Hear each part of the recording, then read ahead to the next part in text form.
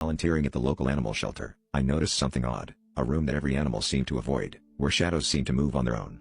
At first, I thought it was just an optical illusion or maybe a trick of light, but the more I watched, the more unsettling it became.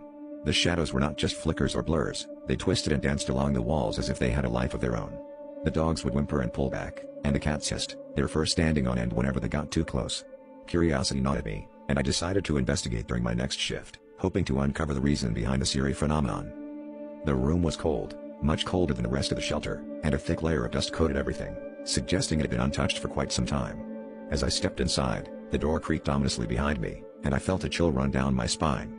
My flashlight flickered as I scanned the room, revealing shelves filled with old veterinary equipment and stacks of forgotten paperwork. In the corner, a large, cracked mirror caught my attention. Its surface was covered with a faint, misty residue, and as I wiped it away, a dark shape darted across the reflection, vanishing the moment I turned to look directly. Determined to get to the bottom of this, I spent the next few days digging through the shelter's archives, hoping to find some history about the room. It turned out that the shelter had been built on the remains of an old veterinary hospital, which had been closed under mysterious circumstances decades ago.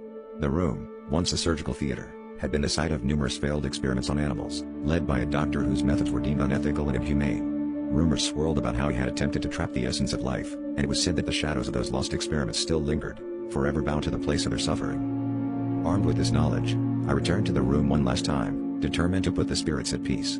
As I stood before the mirror, I whispered an apology for the injustices of the past, hoping it would be enough to free them. For a moment, the room felt warmer, and the shadows ceased their restless dance.